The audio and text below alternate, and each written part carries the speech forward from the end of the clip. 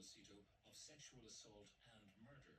Now, the case dominated international headlines with every lewd and gruesome allegation by the prosecution painted as fact, and Amanda was dubbed Foxy Noxy. Amanda Knox spent 4 years in prison in Italy before DNA evidence categorically proved her innocence and saw a man named Rudy Guido sentenced for the murder. In 2015, Italy's highest court overturned Knox's conviction, but she'd also been convicted of maliciously accusing a bar manager of Kircher's murder during the initial police questioning on November the 6th, 2007, and that was not reversed. She said the sensationalized narrative created by the prosecution and the media was difficult to overcome even after her release. Well, now, in her second memoir, which is called Free, Amanda Knox writes about her attempts to adjust to normal life after leaving prison in Italy. I spoke with her on her arrival in Ireland on Friday, and we talked about her experience 10 years on and why she had chosen to write a second book. Yeah, so my first memoir, Waiting to Be Heard, was really about setting the record straight. This book is a very different book. I think that it's really about when you have gone through a traumatic event, how do you then incorporate what you have learned into your life, and how do you be informed by what you've experienced instead of be defined by what you've experienced? You start the book by giving a summary, a brief enough summary of your situation in litigation at the moment, because it's not definitively over. Right. Well, ironically, my book is called Free, and in many ways, I'm not free. I still remain wrongly convicted of a lesser charge in Italy related to the coerced statements that I signed during my interrogations that the European Court of Human Rights found were in violation of my human rights. So there's an ongoing journey to be vindicated and really freed by the Italian justice system. But I think one of the big messages that I want to convey in my book is that you don't need your external circumstances to be perfect for you to be okay and to be an effective agent in your own life. Now, when I look back on the account of what happened, and we're not going to go into the detail of what actually happened because it's out there. We've been there. Nothing to do with you, really. Yeah. I mean, whatever traces of DNA were there were completely explainable because, after all, I lived in the place. Yeah. And there was an individual who was convicted after an extraordinarily shortish time. Yes, 13 years he served, and now he's on trial for sexually assaulting another young woman since he's. And this was a man with that kind of history behind him. Yes. And whose DNA was found absolutely on the scene. Yes. So it should have been game, set, and match. You should have been the witness, not the accused. Exactly. And I think that if this story had been told correctly, no one would ever know my name. I would be one of Meredith's, a footnote in the history, very much like Meredith's other roommates. But of course, the prosecution and the detectives really decided upon a narrative very early on and pursued that narrative in spite of the exonerating evidence in the case. In the early stages, when you thought you were a witness and you didn't realize this was an interrogation and that you were in fact a captive. Yes, I did not understand. In fact, a lot of what I do now today, when I talk about criminal justice reform and I do a lot of advocacy work, a lot of it has to do with what happens behind closed doors between police officers, law enforcement professionals, and the people that they are serving and protecting. I came home, I discovered a crime scene, I called the police for help. I arrived at the police station, made myself utterly available to the police, did exactly everything that they told me to do, because as a 20-year-old girl, I had zero context for understanding how to engage in this situation. It was totally overwhelming and shocking, and I was betrayed.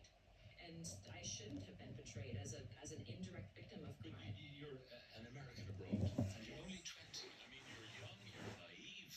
Yes. Absolutely, as most 20-year-olds are. Yeah. And suddenly you find yourself in this situation. How long did it take to dawn on you how deep the trouble you were in? It came in stages, Pat, because, there were certain points where I thought, oh God, this is all just this big misunderstanding, and if only the adults in the room will just sort of agree upon what the facts of the case are, I'll be okay. And my family very often talked about it as if I was in this long, dark tunnel. There's this metaphor I talk about in the book of Are we in this dark tunnel and there's a light at the end of the tunnel? Or are we in a dark room and the light has to come from within us? And there was this moment, this shift that I talk in the chapter called Epiphany, where I was convicted. I showed up in a courtroom fully expecting to be freed and allowed to go home, acquitted, because it was a preposterous story to begin with, this death orgy between two young women, like insane. But I was convicted, and I realized that the truth didn't matter, that it was really a narrative taken over, and a false misogynistic narrative to boot. And now I had to make sense of, oh my God, this is my life.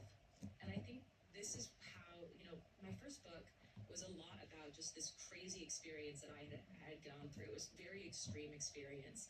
And one thing I really want people to understand when they read Free is that, yes, the circumstances that I was in were very extreme. And not everyone gets accused of murder and then put in jail for something they didn't do, right? But ultimately, I do think that all of us at a certain point in our life realize, oh my God, this is it. This is it. How do I make this life worth living?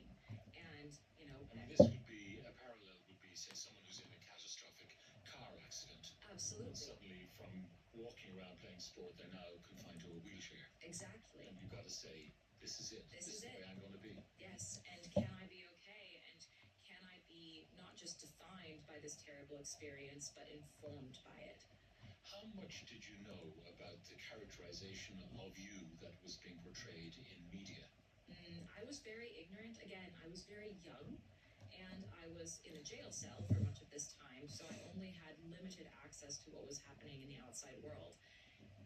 My family would come and visit me and say this thing has blown up, that it's gotten out of proportion, but I really didn't know until I came home.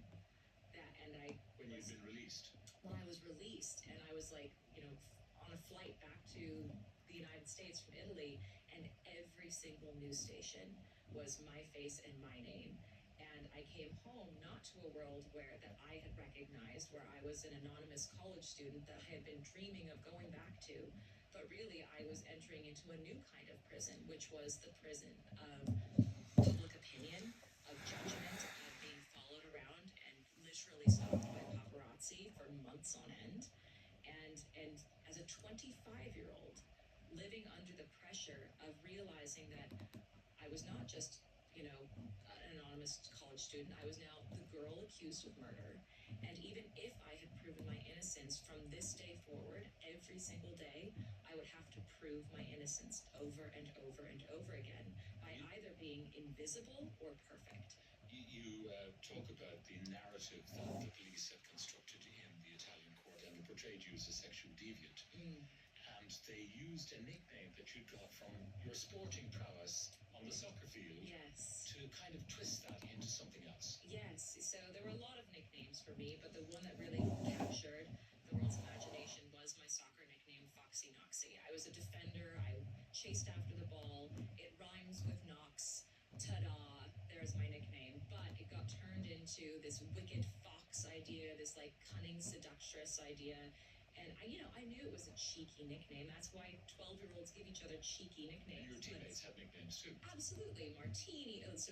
Jennifer Martinez was Martini, and my friend Trisha was called Trash. Like, it was fun, just like joking between girls. And it just got magnified out of proportion because, again, this idea that was really packaged by the prosecution and sold by the media was women on women violence. This idea that women all secretly hate each other, are in sexual competition for each other, and really this dichotomy of what kinds of women there are. Both Meredith and I were distorted into these dichotomies of like the free-spirited whore and the judgmental virgin, and that's not who either of us were. But it captured the world's imagination. It was pornographic in nature, and it ultimately like made it impossible for anyone to really recognize the truth of what had happened to my roommate. You were definitively vindicated, absolutely, and the real perpetrator identified. So you would think it should be a big welcome home.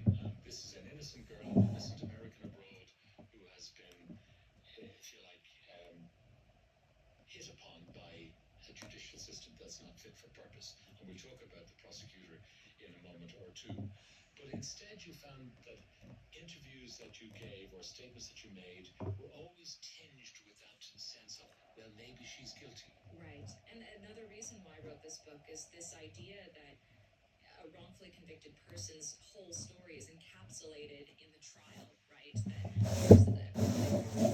there's the trial, and then they get out of prison, ta-da, the end, nothing else happens. But actually, I really feel, and you mentioned before that all of that stuff isn't really my story, and I agree with you because that was all just stuff that happened to me that I didn't really have a say in, and it was only once I was able to return home and plant down roots and make decisions to confront the trauma that I had just experienced that my story truly began. And part of that was grappling with this ongoing stigma, first of all, of being the girl accused of murder, but even more insidious than that, Pat, was the simple fact that my life, who I am, my identity, was now intricately wrapped up with the death of my friend. I went from just an anonymous college student to a girl that is associated with a horrible crime that happened to another young woman. And so, on top of just the normal survivor's guilt that any position might feel, like if none of the trauma of the accusation and the imprisonment ever happened, I still would be traumatized from having come home to discover my house had been broken into and my roommate had been murdered. And that somehow, just by a twist of fate, I was lucky enough to meet a boy 5 days earlier and slept over at his house instead of being raped and murdered too. So people forget you could have been the victim. Absolutely. I absolutely could have been a victim. And that was one of the first things that sort of I was struck with in that when I finally realized what had happened to Meredith was, oh my God, that could have been me. And so grappling with survivor's guilt of realizing two young girls at the prime of their life went to go study abroad and only one of them got to go home. That is there. But then there's the survivor's guilt, my prophecy that I'm put through, where people always compare me to my dead friend and sort of think that somehow, I talk about this in the book, of this single victim fallacy idea that in these complex stories of tragedy, there can only be one true victim. And we'll have more from Amanda after this break. The Pat Kenny Show with Aviva Insurance. Aviva Home Insurance offers help in a home emergency as standard. Learn more at aviva.ie. Aviva Insurance Ireland Act is regulated by the Central Bank of Ireland. That's Dave, becoming a new man. Oh, greetings, by the way. I'm Triton, god of showers. Water is my element. It's precious. And no one taps its vitality and magic better than Triton showers. So even a mere mortal like Dave here can summon rainfall, conjuring men's power at his fingertips. It makes him feel like a god. I should know. Triton, god of showers. Go full Lidl and find everything you need for the perfect Easter dinner. Fresh from Wexford, our tender board B-approved Irish whole lamb leg is sure to be the star of your roast. 30% off, now $7.69 per kilo. Proudly supporting Irish suppliers. Shop without compromise. Go full Lidl this Easter. Amazon.ie is now here. A dedicated Irish online store where you can shop thousands of local brands at local prices. So whether you're looking for a new TV to watch the hurling, come on. Yes! An air fryer for your dinners. Ooh, that looks good. Or a new kettle for when you fancy a cuppa. Oh, need this. Find everything you need at Amazon.ie. Getting your first electric car is like meeting your partner's family for the first time. Nerves are normal. You were stressed about awkward silence with her dad. Now you chat for hours about sport. You worried her mum wouldn't like you. Now she likes you better than her own son. Likewise, once you experience how great an EV can be, you'll never go back, especially if it's a Skoda. Order your electric Enyaq or Wellbrook today. Skoda. Hi, Patricia Parr here to talk to you about future-proofing your home by concentrating on improvements that will transform its energy performance, security, looks and life. Like triple glazed windows with 20-year unlimited aftercare. But who can offer that? No one but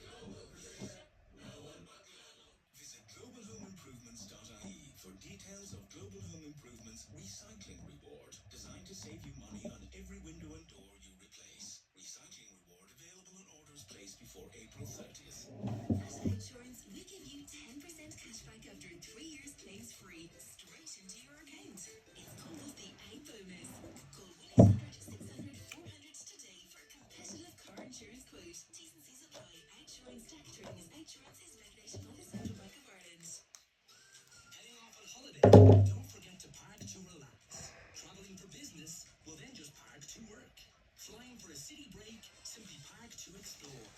No matter where you're going, you'll find safe, secure shuttle parking just 6 minutes from the airport. At Dublin's newest airport car park. Park to travel. Book online now to guarantee your space, and then simply park to go. Park2travel.ie. For when you need to park to, well, travel. The Pat Kenny Show. With Aviva Insurance. No need to hold the line when you go online. Visit aviva.ie. This is News Talk. Now, you analysed the way media treated you and treated any aspect of your story, whether it was an appeal, the conviction, whatever it was, and that the tabloid media would treat it in one way. But then so-called mainstream, respectable media would sanitize it, but still tell the story with all the insinuations. Right. And that really got to you. And you give an example of Chris Cuomo, who used to work for CNN before his brother's difficulties Yes. in New York, and his standing by his brother, I suppose. And you talk about, he says to you, I'm going to have to ask you tough questions, because that's to allow you to rebut everything that's been said about you. Right. It'll be good for you. Yeah. But then good for you. most of it ends up on the cutting room floor. Yes, exactly. And I think that that was a huge learning experience of really understanding how the sausage gets made, honestly. I mean, now you and I are both media professionals. We understand that oftentimes there is already a spin to the story before the conversation is even had. And I think really responsible journalism doesn't just arrive with a conclusion before you've had the conversation. And it's something that I am always thinking about. You know, I have a podcast, Labyrinths, that I make with my husband, and one of the a big series we did was called Blood Money, which was about like what is the importance of true crime? How do we tell these stories and why?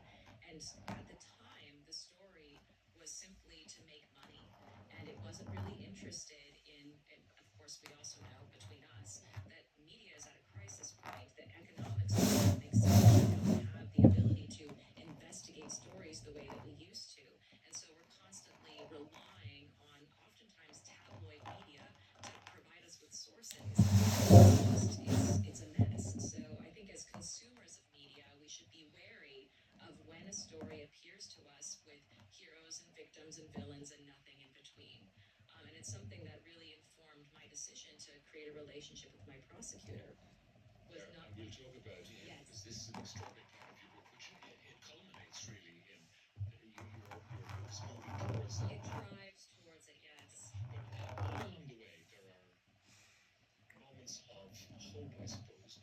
You met, you're not religious, but you're Salvo. Yeah, this necklace is what he gave to me, and I remember apparently it's got religious connotations. It's like the Holy Spirit or something like that. But he knew. I mean, we had wonderful debates in prison about philosophy and all of that, and I think he gave me this also to just as an acknowledgement of my innocence and of the ability to be free, regardless of our circumstances. I think he was.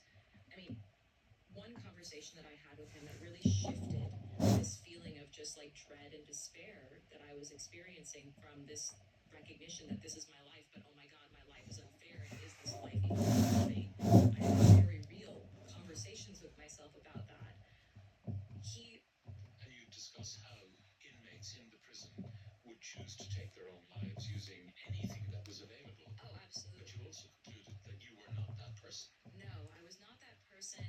Also because of this conversation, like John Salo would often talk to me in these like metaphors or these analogies, and one that really stayed with me was when he simply said, you know, if you pray to God for strength, He doesn't give you strength; He gives you the opportunity to be strong. And just that framing really gave to me a new way of looking at my life and thinking, okay, well, if this is an opportunity, what is this opportunity for? And so in the prison environment, myself this competitor for the scarce resources that were available. I instead thought, well, how am I a resource for this community? How do I have a role here? What is meaningful to me? What is my ikigai, my raison d'etre? And I realized, ironically, I had gone to Italy because I wanted to be a translator. And suddenly, after I became both prison and courtroom Italian, which are very different, I could be a translator for the many, many, foreign women who were in this prison. Or I could write letters, even for Italian women who were not able to read and write. And that was shocking. Then, of course, I had to do that whole thinking all over again when I got out of prison. And I sort of entered a world that didn't seem like it had a place for me. That I was very much told to just shut up and disappear, or otherwise be absolutely perfect and graceful, but in mourning for the rest of my life. I was very much boxed in, and I didn't feel like I had the ability to be a person or have a role in the world. And it took just meeting other wrongly convicted people, other vilified women, to get a sense of like, there is a path for me, there is a place. But that took a while, because it was only when you met people from the Innocence Project that it kind of gelled with you. Yes, and only after exactly, and also after making many mistakes. I think something that really needs to be talked about is how after someone has been traumatized, after they've gone through an existential crisis, there is this cognitive opening that makes us very suggestible, impressionable, and impulsive even. We are just clinging to anything that can give us a sense of being grounded, a sense of being understood. And I trusted the wrong people at certain times in my You're quite frank and open about. Yes. And I think that's very important because, again, like I was being held to an impossible standard of like perfection. I could not make a mistake. But here I was inevitably making mistakes like we do in our 20s anyway. But of course, after a traumatizing incident, and I don't think anyone who has been traumatized and is then sort of clinging for any sense of being grounded should be judged for those kinds of Now, mistakes. you were found innocent, and then you entered into a correspondence with your prosecutor. Yes. And it emerged, well, kind of slowly through your correspondence that he inherited the narrative from the police. Yeah. He wasn't there from the beginning. He didn't come up with this sexual deviance story. It was handed to him, and he went with it, which, of course, you have to challenge. Questioning and asking himself, am I doing the right thing? But why did you want to communicate with him and kind of reconcile with the man who had really tormented you? Well, I had him in my mind as this boogeyman, as this person who had ruined my life for no reason.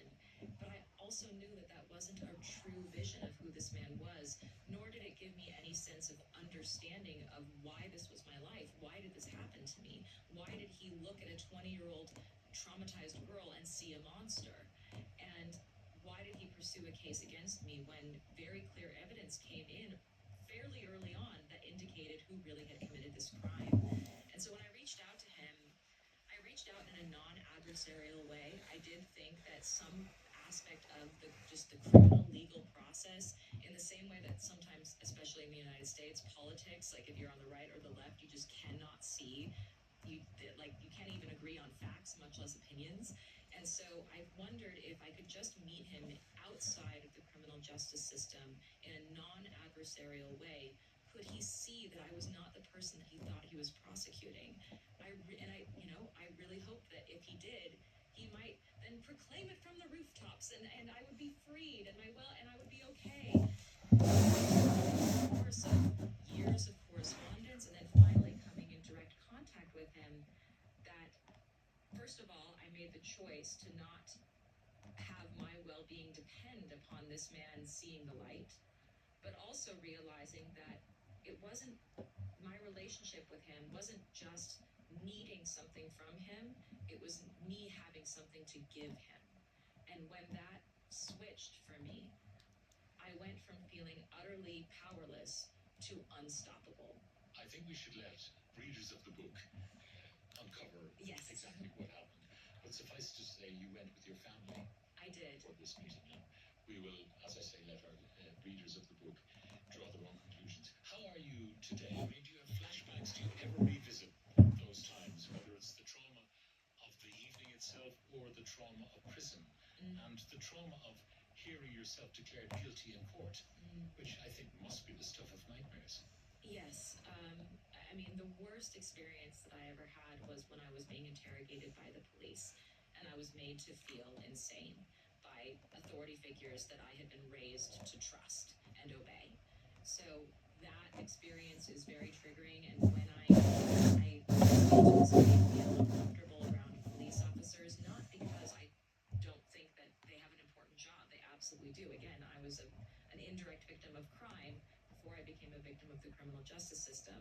But at the same time, I feel deeply uncomfortable knowing how much power they have over any one of us. And so I feel very uncomfortable around them in ways that I don't like. I wish that I could feel more at peace with that group of people, knowing how important they are for society, but I can't help it.